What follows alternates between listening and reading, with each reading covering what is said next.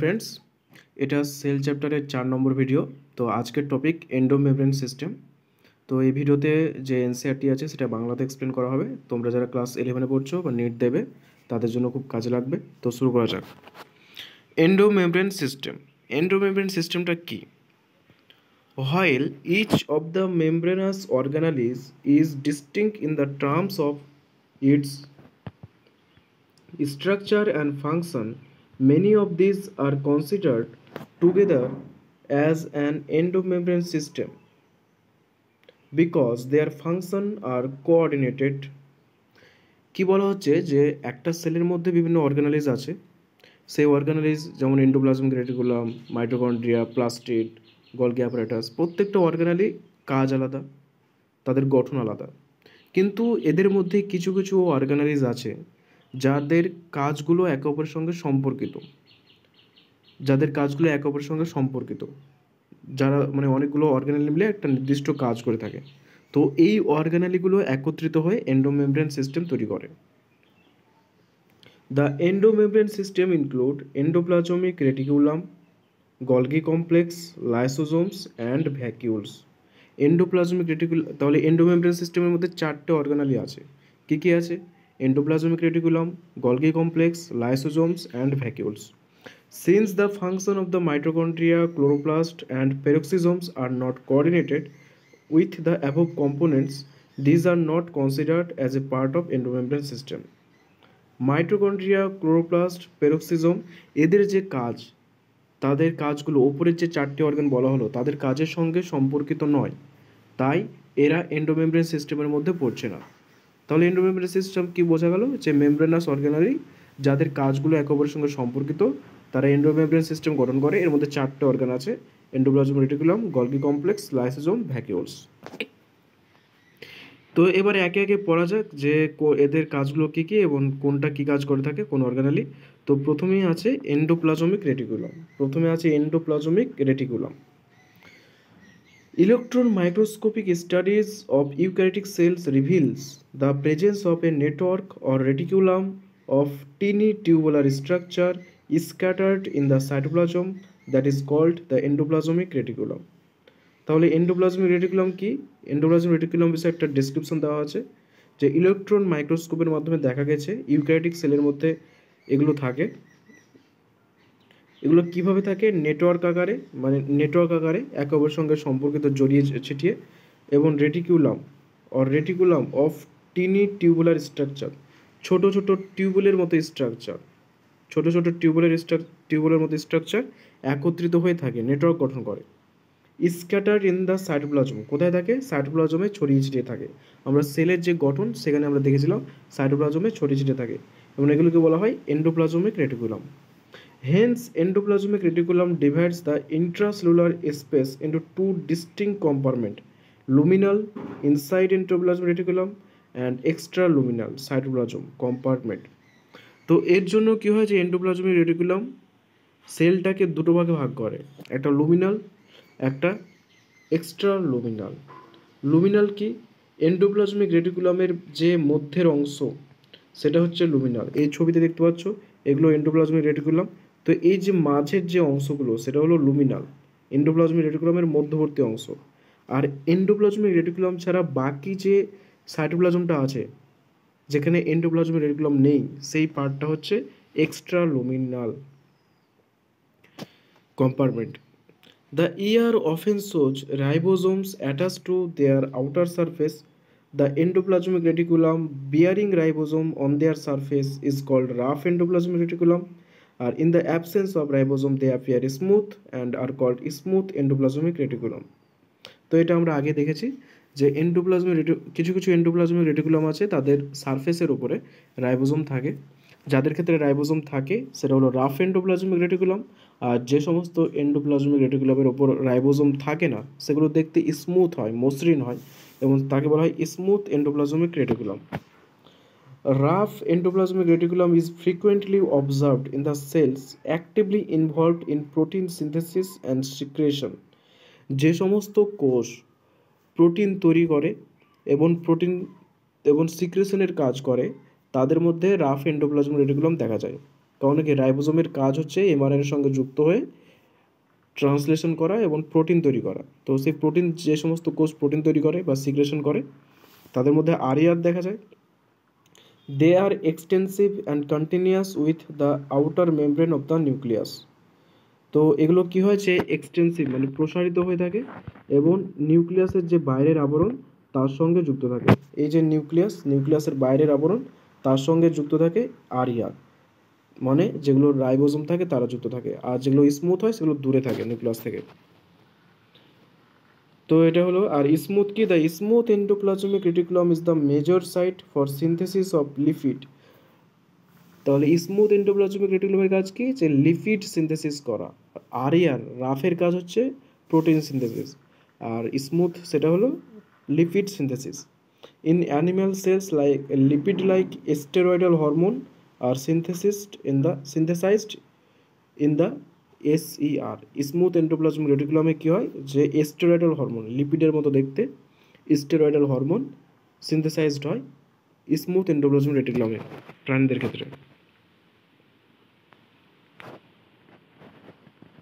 ছবিতে দেখতেই পাচ্ছ যে এই যে নিউক্লিয়াস, তার পাশে এন্ডোপ্লাজমিক রেটিকুলাম আছে। যেগুলো কাছাকাছি আছে সেগুলো হলো রাফ, আর যেগুলো দূরে দূরে আছে সেগুলো হলো স্মুথ। যেহেতু এই স্মুথগুলো দূরে দূরে আছে, নিউক্লিয়াস থেকে দূরে আছে। তো যাই হোক, এটা অনেকটাই পড়া হয়েছে। এবার নেক্সট পার্ট যেটা হলো সেটা হলো গলগি অ্যাপারেটাস। গলগি অ্যাপারেটাস কি দেখা যাক। এই যে গলগি অ্যাপারেটাসের ছবি দেখতে পাচ্ছ। Camillo Golgi 1898 first observe densely stained reticular structures near the nucleus. কে আবিষ্কার করেন প্রথম? Camillo Golgi. তার নামের উপর ভিত্তি করে এর নাম গলগি অ্যাপারেটাস। কত সালে? 1898 সালে। এগুলো কীরকম আছে? Densely stained reticular structure near the nucleus. নিউক্লিয়াসের পাশে থাকে, অনেক ঘনকাকৃতি হয়, অনেক ঘন হয়। ঘনকাকৃতি না, ঘন হয়, মানে অনেক জুড়ে জুড়ে থাকে। দেখো অনেকটা জুড়ে জুড়ে আছে, ঘন আকারে আছে, এবং রেটিকুলার স্ট্রাকচার হয়। These war letter named Golgi bodies after him. এবং তার উপর ভিত্তি করে এর নাম গলগি বডিজ রাখা হয়েছে। They consist of many flat, disc-shaped sacs or cisternae of 0.5 micrometer to 1 micrometer in diameter. তাদের মধ্যে কি আছে? অনেকগুলো ফ্ল্যাট হয়, মসৃণ হয়, অনেকের আকার ডিস্কের মতো হয়ে থাকে, অনেকের সিস্টার্নির মতো হয়ে থাকে। তিনটে পার্ট আছে, তিন রকমের হয়ে থাকে। কোনোটা ফ্ল্যাট হয়, এই যে ফ্ল্যাট, তারপরে অনেকগুলো ডিস্কের মতো হয়ে থাকে, যে গোলাকৃতির ডিস্কের মতো, অনেকগুলো সিস্টার্নি হয়ে থাকে। ডায়ামিটার কত? 0.5 থেকে 1 micrometre diameter. These are stacked parallel to each other. এরা একে অপরের সঙ্গে প্যারালালি থাকে। দেখছো প্রত্যেকটা প্যারালালি আছে, মানে সমান্তরালভাবে থাকে।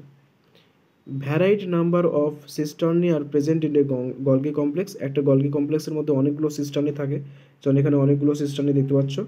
The Golgi cisternae are concentrically arranged near the nucleus with distinct convex cis or the forming phase and concave trans or the maturing phase। তো এখানে কি বলা হচ্ছে, যে গলগি কমপ্লেক্সগুলো নিউক্লিয়াসের পাশে থাকে। ঠিক আছে, গলগি কমপ্লেক্সগুলো এই যে নিউক্লিয়াস আছে তার পাশে থাকবে। নিউক্লিয়াসের পাশে যে অংশটা থাকবে সেটা হলো কনভেক্স, মানে উত্তল। নিউক্লিয়াসের পাশের পার্টটা উত্তল থাকবে এবং সেটা ফর্মিং, মানে এখান থেকে শুরু হচ্ছে। আর নিউক্লিয়াস থেকে দূরের যে পার্টটা সেটা কনভেক্স, মানে অবতল থাকবে, এবং সে পার্টটা কি ম্যাচুরিং, মানে এখান থেকে আস্তে আস্তে তৈরি হতে হতে এখানে গিয়ে ম্যাচিউর হয়ে যায়। তাহলে নিউক্লিয়াসের কাছের পার্টটা হচ্ছে কনভেক্স এবং ফর্মিং পার্ট। নিউক্লিয়াস থেকে দূরের যে পার্ট আছে সেটা কনভেক্স মানে অবতল, কনকেভ মানে অবতল, এবং ম্যাচুরিং পার্ট। ঠিক আছে, এটাই বলা হচ্ছে। The cis and the trans phases of the organelle are entirely different but interconnected। Cis এবং ট্রান্স, এই যে যেটা ফর্মিং আর যেটা দূরে আছে ম্যাচুরিং, দুটো আলাদা কিন্তু একে অপরের সঙ্গে যুক্ত, একে অপরের সঙ্গে কানেক্টেড থাকে।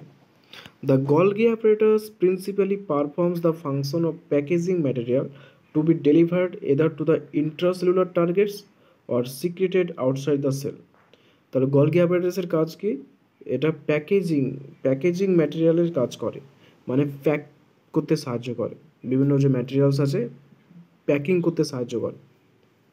যেমন কোনো একটা খাবার তাকে প্যাক করি, আমরা কোনো গিফট প্যাক করে থাকি, সেই প্যাকিংয়ের কাজটা করে থাকে সেলের ক্ষেত্রে গলগি অ্যাপারেটাস। তো প্যাকিং করার পর কোথায় ডেলিভার করে? ডেলিভার করতে পারি ইন্ট্রা সেলুলার টার্গেট, সেলের মধ্যবর্তী বিভিন্ন অর্গানে যাদের দরকার পড়বে সেখানে করতে পারে, বা সেলের বাইরে আউটসাইড অফ সেলে, তাহলে সেখান থেকেও ডেলিভার করতে পারে। তাহলে প্যাকিংয়ের কাজ করে থাকে। Materials to be packaged in the form of vesicles from the endoplasmic reticulum fuse with the cis phase of the Golgi apparatus and move towards the maturing phase. তো এখানে কি বলা হচ্ছে যে এখানে একটু বোঝার বিষয় আছে যে যে পার্টগুলো প্যাক হবে সেটা কি হয়, এন্ডোপ্লাজমিক রেটিকুলাম থেকে প্যাক হয়, ঠিক আছে, ভেসিকলসের মতো, ভেসিকলসের আকারে। তো এখানে একটু বোঝার বিষয় আছে যে এই যে দেখতে পাচ্ছ এন্ডোপ্লাজমিক রেটিকুলাম আমরা দেখেছিলাম। তো এন্ডোপ্লাজমিক রেটিকুলামের মধ্যে আমরা কী দেখেছিলাম, সিস ভেসিকলস দেখেছিলাম। ভেসিকলস, সেই ভেসিকলসের মধ্যে পাশে থাকে গলগি অ্যাপারেটাসগুলো, ঠিক আছে। সেই ভেসিকলস থেকে বিভিন্ন ম্যাটেরিয়ালগুলো কি গলগি অ্যাপারেটাসে আসে এবং সেখান থেকে সেটা ডেলিভার হয়। তাই এন্ডোপ্লাজমিক রেটিকুলাম আর গলগি অ্যাপারেটাস পাশাপাশি থাকে, ঠিক আছে। আরও আছে, আস্তে আস্তে তোমাদেরকে বোঝাচ্ছি পুরোটা। তো materials to in the form of vesicles from endoplasmic reticulum fuse with the cis face of the Golgi apparatus. তাহলে এন্ডোপ্লাজমিক রেটিকুলামের ভেসিকলস থেকে সেগুলো এলো প্যাকেজ হয়ে, তারপর গলগি অ্যাপারেটাসের যে সিস ফেস মানে যেটা নিউক্লিয়াসের কাছে থাকে, যেটা ফর্মিং ফেজ, সেখানে যায় and move towards the maturing face, এবং তারপর সেখান থেকে গলগি অ্যাপারেটাসের সিস ফেজ থেকে গিয়ে তারপর সেখান থেকে ট্রান্সফেজ মানে ম্যাচুরিং ফেজে চলে যায়। This explains why the Golgi apparatus remains in close association with the endoplasmic reticulum. এর জন্যই গলগি অ্যাপারেটাসের পাশাপাশি এন্ডোপ্লাজমিক রেটিকুলাম থাকে। কারণ কি, এন্ডোপ্লাজমিক রেটিকুলামের ভেসিকলস সেখান থেকে ম্যাটেরিয়ালসগুলো আসবে, তারপর গলগি অ্যাপারেটাসের সিস ফেসে যাবে, সিস ফেস থেকে সেটা আস্তে আস্তে ট্রান্সফেসে বা ম্যাচুরিং যে ফেস আছে যেটা নিউক্লিয়াস থেকে দূরে থাকে সেখানে যাবে। A number of proteins synthesized by ribosome on the endoplasmic reticulum are modified in the cisternae of the Golgi apparatus before they are released from its transphase. তো এখানে আরেকটা বিষয় বলা হয়েছে যে আমরা প্রথমে দেখেছি যে রাফ এন্ডোপ্লাজমিক রেটিকুলাম, সেখানে রাইবোজোম থাকার জন্য প্রোটিন সিনথেসিস হয়। সেই প্রোটিনটা কি হবে, সেই প্রোটিনটা এন্ডোপ্লাজমিক রেটিকুলাম থেকে গলগি অ্যাপারেটাসের সিস ফেজে গেল, এন্ডোপ্লাজমিক রেটিকুলাম থেকে গলগি অ্যাপারেটাসের সিস ফেজে গেল, সিস ফেজে গিয়ে সেটা সেখানে সেই প্রোটিনটা ম্যাচিউর হবে, তারপর ট্রান্সফেজ বা ম্যাচিউর ফেজে যাবে, ঠিক আছে। প্রোটিনটা ম্যাচিউর হয়ে তারপরে এটা মানে পাথ দেখানো হচ্ছে। এরপরে কি আছে যে, তো এটা হলো modified Golgi apparatus is the important site of formation of glycoprotein and glycolipid. এবং এর জন্য কি গলগি অ্যাপারেটাস খুব একটা ইম্পর্টেন্ট সাইট, একটা ইম্পর্টেন্ট জায়গা যেখানে গ্লাইকোপ্রোটিন এবং গ্লাইকোলিপিড তৈরি হয়। তাহলে এখানে বোঝা গেল ব্যাপারটা যে এন্ডোপ্লাজমিক রেটিকুলাম প্রোটিন লিপিড তৈরি করছে, রাফ এন্ডোপ্লাজমিক রেটিকুলাম প্রোটিন তৈরি করছে, সেই প্রোটিনটা তারপর গলগি অ্যাপারেটাসের সিস ফেজে যাচ্ছে, সিস ফেজে গিয়ে সেটা আস্তে আস্তে ম্যাচিউর হয়ে আস্তে আস্তে পরিপূর্ণ হয়ে সেটা ট্রান্সফেসে যাচ্ছে এবং তারপর সেটা সেলের মধ্যবর্তী স্থানে বা বাইরে চলে যাচ্ছে। একই রকমভাবে লিপিড যেটা সেটা স্মুথ এন্ডোপ্লাজমিক রেটিকুলাম তৈরি করছে, তারপর সেটা গলগি অ্যাপারেটাসের সিস ফেজে যাচ্ছে যেটা নিউক্লিয়াসের কাছে থাকে, তারপর সেটা আস্তে আস্তে পরিপূর্ণ হয়ে ট্রান্সফেসে যাচ্ছে এবং সেখান থেকে ম্যাচিওর হয়ে সেটা সেলের মধ্যবর্তী স্থানে বা অন্য সেলে চলে যাচ্ছে। খুব সিম্পলভাবে বুঝিয়ে দিলাম, আশা করছি বুঝতে পেরেছো। তাহলে কীভাবে connected Golgi apparatus endoplasmic reticulum কাজ বুঝতে পারছো, এর জন্য এদের এন্ডোমেমব্রেন সিস্টেম বলে। নেক্সট হচ্ছে লাইসোজোম। নেক্সট যে অর্গানেলি সেটা হলো lysosome. These are membrane-bound vesicular structures formed by the process of packaging in the Golgi apparatus. Lysosome এরাও কি ভেসিকেলের মতো স্ট্রাকচার, মানে গোলাকৃতি ভেসিকলসের মতো স্ট্রাকচার, যেটা কোথায় তৈরি হয়, গলগি অ্যাপারেটাসে তৈরি হয়। কিসের মাধ্যমে, প্যাকেজিংয়ের মাধ্যমে তৈরি হয়। তাহলে গলগি অ্যাপারেটাসের মধ্যে তৈরি হচ্ছে লাইসোজোম, ভেসিকলসের মতো দেখতে, কিসের কি প্রক্রিয়ার মাধ্যমে, প্যাকেজিংয়ের মাধ্যমে, গলগি অ্যাপারেটাসের যেটা কাজ। The isolated lysosomal vesicles have been found to be very rich in almost all type of hydrolytic enzymes. Hydrolysis যেমন lipase, protease, carbohydrates optimally active at the acidic pH. লাইসোজোমগুলো আইসোলেটেড হয়ে থাকে, আলাদা আলাদা হয়ে থাকে। এদের মধ্যে কী থাকে? হাইড্রোলাইটিক এনজাইমস থাকে। হাইড্রোলাইটিক এনজাইমস কোনগুলো? লাইপেজ, প্রোটিয়েজ, কার্বোহাইড্রেটস, এ সমস্ত এনজাইমগুলো থাকে। এবং এনজাইমগুলোর কাজ কি? লাইপেজ ফ্যাটকে পরিপাক করতে সাহায্য করে, তারপরে প্রোটিয়েজ প্রোটিনকে ভাঙতে সাহায্য করে, কার্বোহাইড্রেটকে ভাঙতে সাহায্য করে। এবং এটা যে অ্যাসিডিক পিএইচ আছে সেখানেও সঠিকভাবে কাজ করে থাকে। These enzymes are capable of digesting carbohydrate, protein, lipids and nucleic acid. লাইসোজোমের কাজ কি? ডাইজেস্টিভ করতে সাহায্য করে।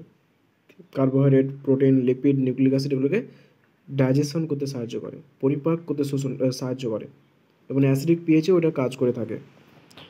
কোথায় তৈরি হয়? গলগি অ্যাপারেটাসে তৈরি হয়। কী প্রক্রিয়ার মাধ্যমে? প্যাকেজিংয়ের মাধ্যমে। কীরকম দেখতে? ভ্যাসিকুলার স্ট্রাকচার। কী থাকে এর মধ্যে? Hydrolytic enzyme, lipase, protease, carbohydrates. কী কাজ করে?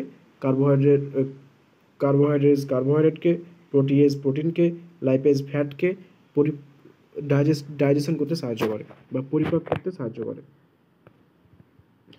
নেক্সট যে পার্ট সেটা হলো, চারটে যে এন্ডোমেমব্রেন সিস্টেম ছিল তার মধ্যে নেক্সট যে অর্গানালি বা লাস্ট অর্গানালি সেটা হলো ভ্যাকিউলস। ভ্যাকিউলস বিষয়ে পড়ানো যাক। The vacuole is the membrane bound space found in the cytoplasm. এটা একটা মেমব্রেন বাউন্ড স্পেস, এটা একটা স্পেস। ভ্যাকিউল হচ্ছে একটা স্পেস যেটা সাইটোপ্লাজমের মধ্যে পাওয়া যায়।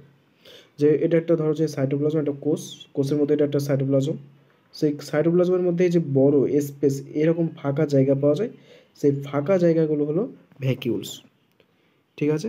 ইট contains water, sap, excretory product and other materials not useful for the cell. মানে এটা একটা ডাস্টবিনের মতো, যে যে যে সমস্ত পদার্থগুলো কোষের জন্য আর কাজের না সেগুলো এই স্পেসের মধ্যে, ভ্যাকিউলসের মধ্যে জমা হয়। তো কী কী জমা হয় বা কী কী থাকে? ওয়াটার, জল থাকতে পারে। স্যাপ মানে ওয়াটারের মতো একটা ফ্লুইডস। এক্সক্রিটরি প্রোডাক্ট বিভিন্ন বর্জ্য পদার্থ, রেচন পদার্থ এবং অন্যান্য ম্যাটেরিয়ালস যেগুলো কোষের জন্য প্রয়োজনীয় না,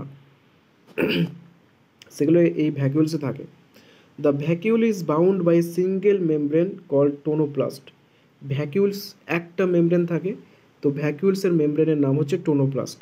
in plant cells the vacuoles can occupy up to 90% of the volume of the cell. আমরা আগে দেখেছিলাম যে প্ল্যান্ট সেলের যে ভ্যাকিউল সেটা অনেকটা বড় হয়, এমনকি অনেক কোষের ক্ষেত্রে, প্ল্যান্ট সেলের ক্ষেত্রে, উদ্ভিদ কোষের ক্ষেত্রে সেটা প্রায় 90% স্থান দখল করে রাখতে পারে। মানে এতটা বড়, 90% অংশ সেই ভ্যাকিউলটাই ঘিরে থাকতে পারে। In plants, the tonoplast facilitates the transport of a number of ions and other materials against concentration gradient into the vacuole.